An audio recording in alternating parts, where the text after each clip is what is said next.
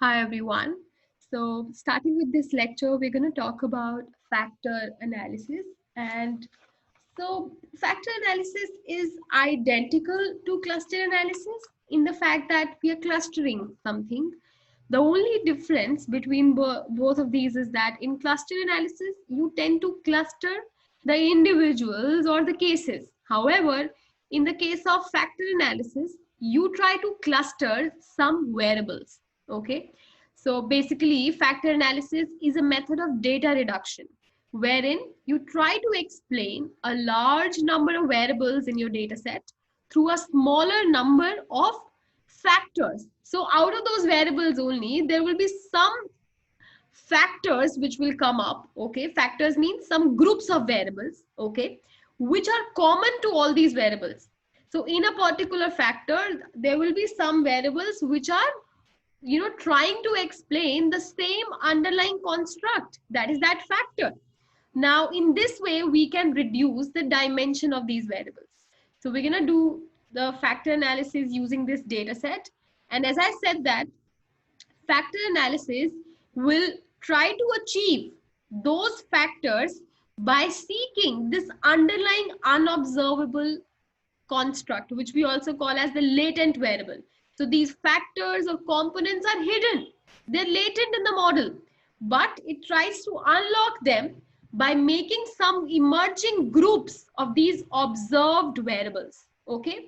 So it's like we're going to move from some m variables. So if I have some variables like 1, 2, 3, 4, 5, 6, I think I have like nearly 16 variables over here. So out of these 16 variables, I will reduce these 16 variables to some 3 or 4 factors, depending upon how many factors really come up or emerge. Okay.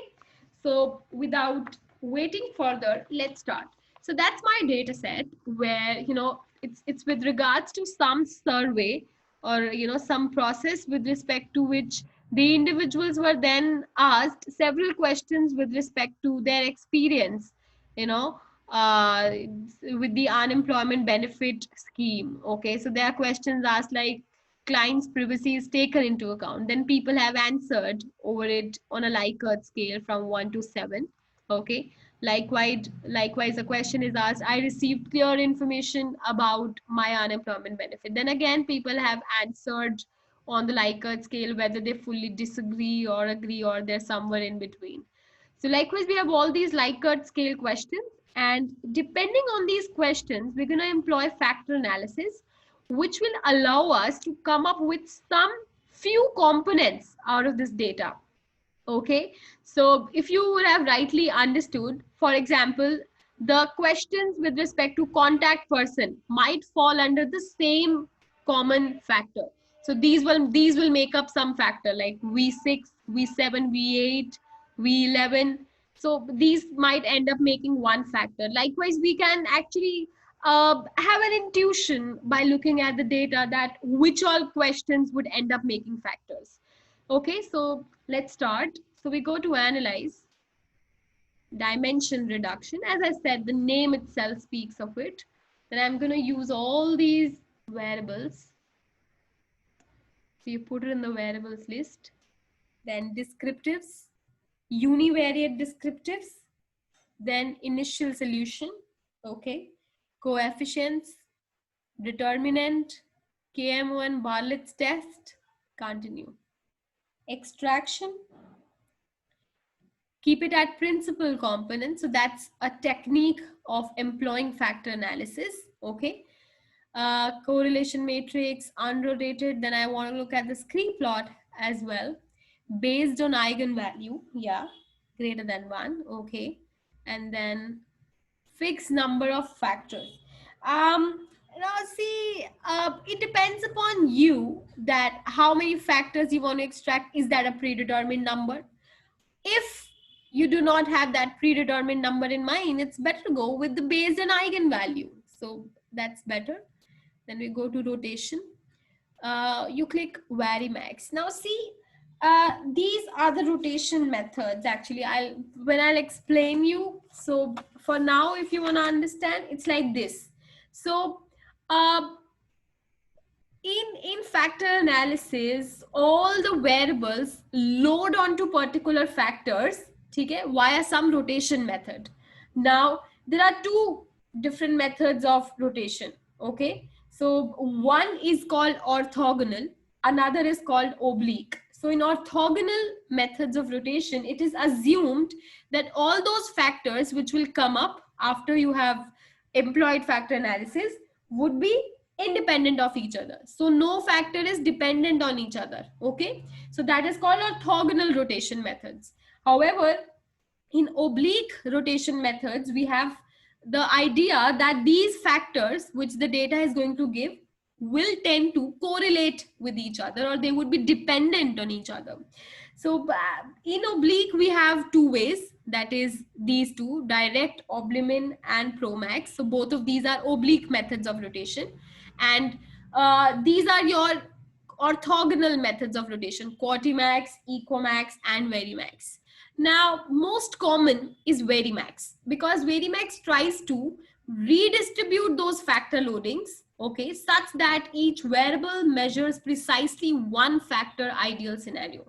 I'll revisit this concept when we look at the output, so don't worry about that as of this stage. And then you want to look at the rotated solution, correct? Continue. Scores, not really. Now, right now, I'm not interested. And then options. Options may you go for exclude cases pairwise. Okay. So now this also again depends upon, the missing values. So basically, if you have a lot of missing values, it's useful to go for a pairwise deletion. Okay, it's your wish. You might replace those missing values with mean also. Okay, so either of these two are good to go. Coefficient display formats. So this means that you want to suppress the small coefficients, and we ideally take this number as 0.3. Okay, so it will depend on the output again, so we'll do that. That's it. Click OK. That's our output. See, the factor analysis is being conducted on the correlations themselves. So basically, it's desirable for us that the variables which you're trying to perform factor analysis on do possess some degree of collinearity or correlation with each other. Okay, so that's desirable for us. However, because the idea is on correlation, we are not really bothered about the descriptive stats, but the descriptive stats give us an idea of the missing values at least. Okay, for example, on question 1, I have 13 missing values. Question 2 has 16 missing values. So in total, I have a lot of missing values seems. So that means it's just, indicative of a little idea that, okay, client's privacy is taken into account. Question had a mean score of 5.07. So that was rated fairly, I can say. But this again is not our concern really. Okay, so we do not have much concern with respect to the mean and standard deviations. Moving on to the correlation matrix. As I said, our objective in factor analysis is to arrive at a smaller number of variables, the variables which are explaining this very correlation between these questions or these variables. Okay, so this correlation matrix depicts that to what degree are two particular variables correlated, or they share some information. For example, the question client's privacy is taken into account shares a correlation with reception desk staff were friendly of 0.387. Depending upon the size of this correlation, two different variables might end up becoming a part of one factor. Okay, so higher the correlation, larger or greater are the chances that those two variables will end up under one factor. So the underlying idea of clustering these variables into factors is this correlation matrix. Okay, now in this correlation matrix, you have the diagonal as 1, which is understood. A variable is fully correlated with itself. So that's a 1. That's the usual interpretation for correlation matrix. One more thing which we should be careful of with respect to the correlation matrix is that the determinant should not be 0. So you see that determinant is 0.069. So this determinant should not be 0 because that creates unnecessarily computational problems. And you know, if you really go by the logic of linear algebra, so all of this factor analysis is actually based on the underlying linear algebra or linear mathematics.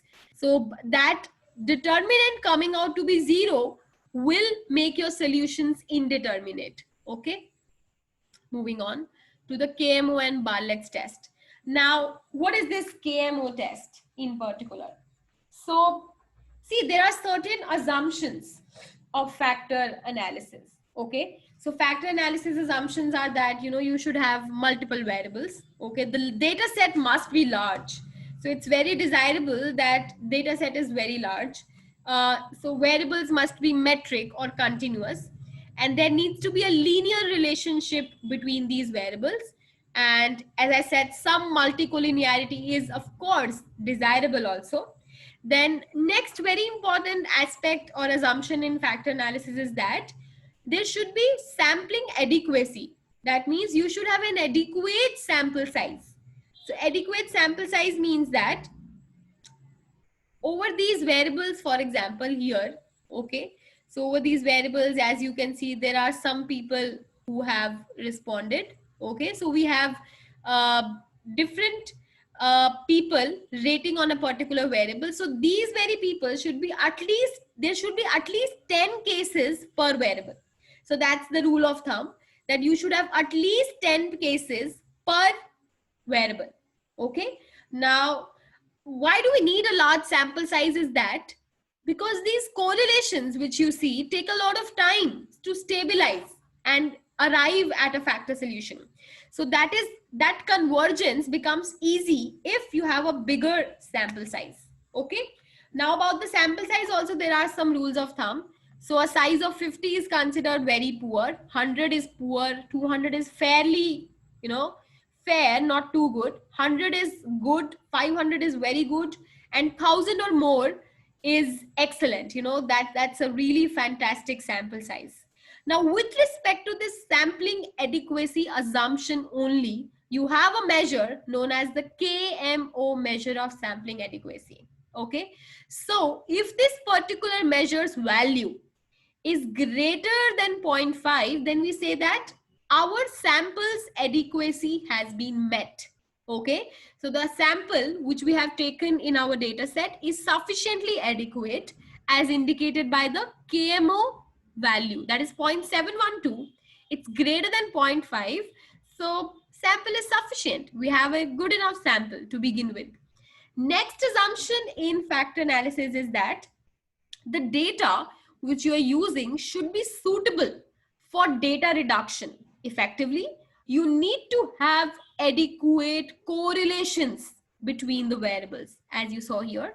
So between the variables, it's expected that you have adequate correlations in order for the variables to be reduced to a smaller number of components, or what we are calling repetitively as factors. So to check for this assumption that whether your data is suitable for data reduction or not, we have a Bartlett's test of sphericity, okay, that uses a chi-square statistic. And the null hypothesis for Bartlett's test is that the correlation matrix, you know, this correlation matrix is an identity matrix. Identity matrix means, that means every variable is having a zero correlation with itself, with each other. Okay, correlation matrix being identity matrix would mean that the diagonal is 1 and all the values of diagonal are 0. That means there is no correlation whatsoever between the variables. Agar correlation hi nahi hai, how will you come up with the factors? Because this is an important assumption that there should be a considerable degree of correlation between the variables to be able to perform factor analysis. Okay, so this is a very, very crucial assumption being tested by Bartlett's test of sphericity. So the null hypothesis is that the correlation matrix is an identity matrix, which obviously we wish to reject. That's not desirable for us, for our analysis. So we see that the p-value associated is 0. since it's too low and it's getting rejected at an alpha of say 1% or 5%, that means our null hypothesis is rejected and we meet the assumption. So we are good to go with this assumption too. So you can actually, consider these three aspects: that determinant should be non-zero, KMO be greater than 0.5, Bartlett's test should come out to be significant, that is p-value should be low so that you are able to reject the null hypothesis. These are the gold standard to be able to continue with factor analysis. If these are not met, you are in trouble. Okay, and then we're going to talk about the other tables in the next video lecture. Thank you for watching the video.